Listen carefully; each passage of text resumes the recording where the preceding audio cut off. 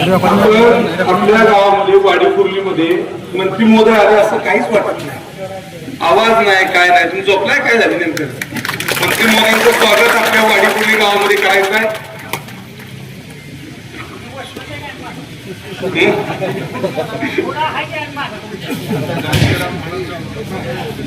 जय श्रीराम. स्वर्गवासी वसंतदादांच्या स्मृतीस वंदन करतो. श्रद्धेय सुधाकर पंत परिचारक मालक, पांडुरंगा पाटील, भारत नाना, राजा बापू, या सर्व आपल्या या तालुक्यातील ज्या मानविभूतीने हा तालुका घडवला, अशा या सर्व मानविभूतींना वंदन करू. स्टेजवरील तुमच्या आमच्या सर्वांचे मार्गदर्शक आपल्या या तालुक्याचे ग्रामविकास मंत्री जयभाऊ गोरे साहेब,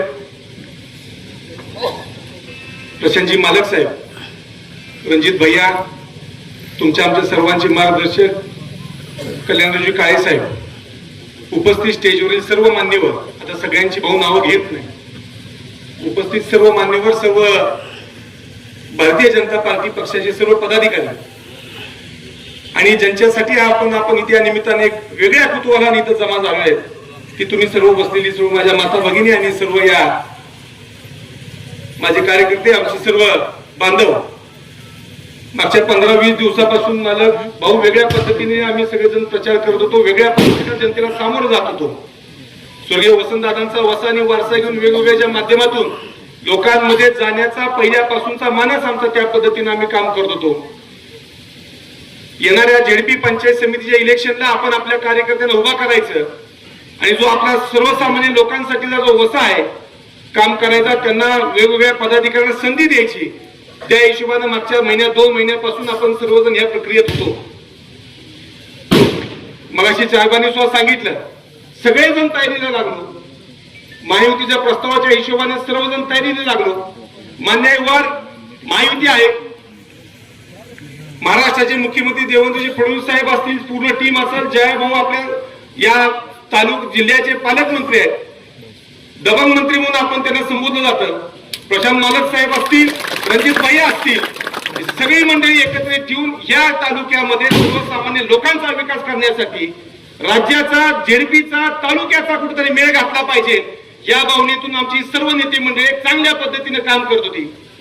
माझ्या एकट्यासाठी नाही, तर तालुक्यातल्या 16 पंचायत समिती आणि 8 झेडपी जिल्हा परिषद या माध्यमातून लढवून लोकांना, सर्वसामान्य माणसांना सत्तेत पाठवण्याचं नियोजन या निमित्तानं भाऊ आम्ही करतो. मान्य पक्ष, पार्टी या सगळ्या गोष्टी आहेतच, पण त्याच्याही पेक्षा जी सर्वसामान्य जनता आपली पुढे बसली आहे, हा केंद्रबिंदू मानून आतापर्यंत आपण काम करत आहोत. पण या मागच्या 2 दिवसात कुठे माझी शिंकली खायला मार्ग नाही. आम्ही राष्ट्रवादीला झेंडा घालून, पक्ष घालून आम्ही त्या निमित्तानं युवराजदादा पक्ष प्रवेश केला. रणजित भैया, आतापर्यंत तुम्ही आम्ही राजकारण केलं, तुम्ही आम्ही एकमेकांच्या विरोधात होतो. प्रशांत मालक आज स्टेजवर आहेत, मालक साहेबांनी सुद्धा आम्ही याच्या आधी 25 वर्ष झाले एकमेकांच्या विरोधात काम केलं. आमची विचारधारा वेगळी होती, तर आमचं माध्यम जरी वेगळं असलं तर आमचा केंद्रबिंदू एकच होता, साहेब, तू म्हणजे समोर बसलेली जनता. बरोबर आहे? पण आजपर्यंत कधी आम्ही अडवाडवी केली नाही, कुठल्या संस्थेत कुणाचा हस्तक्षेप केला नाही, कुठल्याही परिस्थितीनं लोकांमध्ये विष घालून लोकांमध्ये बडबड्याचं भाषण आतापर्यंत कुणी केलं नाही, गट संपवण्याची भाषा आतापर्यंत केली नाही. पण एवढं सगळं चांगल्या पद्धतीने सुसंस्कृत संस्कार होत असताना, चांगल्या पद्धतीने राजकारण घडत असताना, सर्वसामान्यांबरोबर राजकारण करत असताना हे कुठेतरी नियोजन मागच्या 2 महिन्याखाली तुमच्या आमच्या सगळ्यांना माहिती आहे. त्यांच्यावर आता एक 8 दिवस आपल्याला चांगलं बोलायचं आहे, पण थोडक्यात भाऊ समोर जास्त वेळ नाही घेता.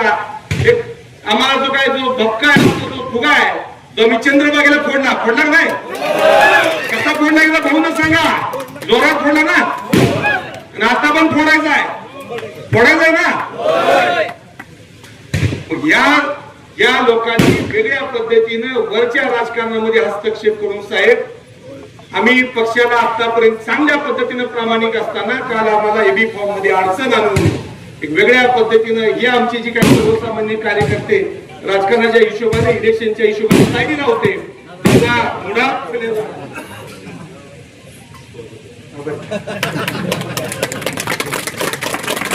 या स्टेजवरील माननीय आमदार समाधान अवताडे आले, त्यांचं स्वागत. एवढं सगळं करत असताना त्या माणसांनी तुमच्या आमच्यामध्ये, लोकांमध्ये, कार्यकर्त्यांमध्ये विष काढण्याचं काम केलं आणि आपल्याला अडचणीत आणण्याचा प्रयत्न केला. त्यांना माहित नाही आपल्याला अडचणीत आणलं. आपण कुणाची लेकर आहे? स्वर्गीय वसंतदादांचा विचार घेऊन आतापर्यंत आपण काम केलं. 2002 ला दादा गेले शिंदे साहेब, आज 2026 आहे. 24 वर्ष झालं स्वर्गीय वसंतदादांच्या प्रेरणेने त्यांनी दिलेला वसा आणि वारसा घेऊन आम्ही लोकांमध्ये वावरतोय. ही जनता अजून सुद्धा आमच्या पाठीशी आतापर्यंत कायम आहे, भविष्यात सुद्धा कायम राहणार. मी कायम सांगतो, आम्ही कायम प्रत्येक वेळेस सांगतो की वसंतदादा 2002 ला गेले, पण 2002 ला जाताना लोक म्हणजे 100 एकर जमीन ठेवली, 2 कारखाने सोडले असतील, काय संस्था सोडल्या असतील. पण भाऊ, या सगळ्यापेक्षा महत्वाची गोष्ट आमच्यासाठी काय आहे? तरी समोर बसलेली जनता आमच्यासाठी महत्वाची आहे आणि तीच खरी आमची इस्टेट आहे आणि त्या इस्टेटीच्या जीवावर आपण आतापर्यंत करतोय. आणि हे सगळं करत असताना लोक ज्या चुकीच्या पद्धतीनं ज्या वार्ता करते की आम्ही हा गट संपवणार, काळे गट संपवणार, पाटील गट संपवणार, परिचारक गट संपवणार, आता नवे तर आम्ही भाजप संपवणार, अशा पद्धतीनं चुकीच्या पद्धतीने जे वर्गना हे लोक करते त्याला कुठेतरी आळा घालण्याचं काम आपल्याला करायचंय ना. आणि तुम्हाला सांगतो, तुमच्या माझ्या सुदैवानं असा माणूस आपल्या जवळ आहे की जो महाराष्ट्रात सगळ्यात चांगल्या पद्धतीने काम करतो, म्हणजे जो आपल्या स्टेजवर उपस्थित आहे, असे आपले दबंग मंत्री जी त्यांचा आळा बसल्याशिवाय सोडणार नाही, एवढी खात्री आणि तुम्ही स्टेजवर आलाय आणि माझ्या गावात आलाय म्हणून तुम्हाला घोड्यावर बसवायचं काम आमचं नाही, आमच्या संस्कार नाही. माझं काय समोर भैया आहे, आम्ही सर्वजण सर्वसामान्य कुटुंबातनं किंवा एका वेगळ्या विचारधारेतनं आलोय. त्यामुळे आम्ही काय असं लोकांसारखं मोठे बोलणार नाही इलेक्शन पुरतं. आम्हाला जी जमतं तेच बोलतो. आम्हाला तुमच्यासारखा मंत्री या निमित्तानं आहे. मी तुमचं आभार मानतो की मागच्या 2 दिवशी आपल्यावर दगाफटका झाला, आम्ही सगळेजण अडचणीत आलो, त्यावेळेस भाऊ तुम्ही आम्हाला सन्मानानं सामावून घेतलं. या भाजपामध्ये तुम्ही आम्हाला सामावून घेऊन आमच्यावर विश्वास दाखवला. आम्हाला या जेडपी आणि पंचायत समितीला सामोरं जाण्यासाठी बळ तुम्ही दिलं, त्याबद्दल या सगळ्यांच्या वतीने मी तुमचं खूप खूप आभार व्यक्त करतो. आम्ही 2 दिवसापूर्वी अडचणीत होतो, लोक म्हणजे संपलं आता गेलं म्हणली ना लोक, असं म्हणतो लोक, सांगा भाऊ ना संपलं आता यांचं. पण भाऊ तुम्ही देवासारखे धावून आला आणि भाऊनी ज्या वेळेस आमच्या गळ्यात हा पंचा टाकलाय, तर आता हा पंचा काय काम करेल ही भविष्यात येणाऱ्या काळात तुम्हाला दिसल्याशिवाय भाऊ राहणार नाही. तुम्ही आमच्यावरची जबाबदारी दिली आहे, ती जबाबदारी आम्ही फोल करणार नाही, एवढं ग्वाही या सगळ्यांच्या वतीने आपल्याला देऊ का? मी मग परत तुम्ही सगळी एका बाजूला तोंड करचाल, मला जायचं असतंय भाऊकड, असं होणार नाही. निश्चितपणे भाऊ आम्ही दिलेली जबाबदारी चांगल्या पद्धतीने पार पाडून येणाऱ्या काळात आमच्या बरोबर प्रशांतजी मालक आहेत, रणजित भैया शिंदे साहेब, आम्हाला अवताडे साहेब, ज्येष्ठ मान्यवर तुमची सगळी आमच्या बरोबर आहे. स्वर्गीय वसंतदादा असतील, स्वर्गीय मालक असतील, आमचे बबनदादा साहेब असतील, समाधानदादा असतील, ही सर्व ज्येष्ठ मंडळी वेगवेगळ्या पक्षात जरी असलो तरी आम्ही वेगवेगळ्या पद्धतीने कुणालाही आतापर्यंत अपमान न करता सगळ्यांना ज्या त्या पद्धतीने ठेवून आतापर्यंत आम्ही राजकारण केलेलं आहे, समाजकारण केलेलं आहे. त्यामुळं ही सगळी मंडळीची ताकद आमच्यासारख्या युवकांच्या जर पाठीशी राहिली तर निश्चितपणे जे फोपवलेलं जे काय वेगळं चाललंय आजकाल, लोकांना सांगायचं, लोकांना येड्यात काढायचा धंदा जो चाललाय, तो धंदा आमच्यासारखी युवक कंपनी बंद केल्याशिवाय राहणार नाही. त्यासाठी तुम्हाला आम्हाला जबाबदारी घ्यावी लागणार आहे आणि ती जबाबदारी आजच्या दिवसापासून या निमित्तानं आपल्याला घ्यायची आहे, एवढीच ग्वाही या निमित्ताने करतो. कारण आपल्याला काय होते, आपल्याला कोणतरी येतंय काहीतरी सांगते ना, आपण त्याच्या मागे जातो. साहेब तुम्ही आम्हाला काल सामावून घेतलं, आमचा कॉन्फिडन्स वाढला. तुम्ही आज पंचा टाकला, डबल कॉन्फिडन्स वाढला. तुम्ही सूत्र हातात घेणार आहे म्हणल्यानंतर त्यांना महानगरपालिका आठवली. ज्यावेळेस जयाभाऊ रणांगणात उतरतात त्यावेळेस नेमकं पुढचं काय होतं की काल सोलापूर जिल्हा आणि इतर नगरपालिकेच्या हिशोबात तुम्ही बघितलेले आहे. मुळातच साहेब त्यांचे जे पुढचे उमेदवार आहेत ते सगळे घाबरलेले आहेत. त्याचं कारण असं आहे की मागच्या इलेक्शनला आमचे भैया इथं उभा आहेत, मी काहीतरी मोठा दर देतो, मी 3500 रुपये दर देतो म्हणून त्या माणसाने ज्या पद्धतीने लोकांना सांगितलं, दिला का?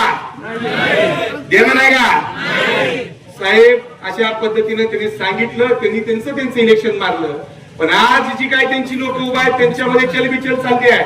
लोकांच्या समोर कसं जायचं, लोकांना ह्या प्रश्नाचं उत्तर कसं द्यायचं असं लोकांमध्ये जाणवले. अक्षरशः भैया त्यांची लोक उमेदवारी घ्यायला तयार नाहीत, हे मी माझ्या आत्मगोटात सांगतो. म्हणजे सांगायचं असं आहे, जे आपल्याला त्यांनी 35 जो काय त्यांनी आपल्याला लोकांना लालूच दाखवलं, गाजर दाखवलं, तर ते त्यांच्याच अंगलट येणारा हे आपल्याला दिसून येते. येणाऱ्या काळात माझ्या सर्व तरुण युवकांना विनंती आहे, चांगल्या पद्धतीने इलेक्शन सामोरं जावा.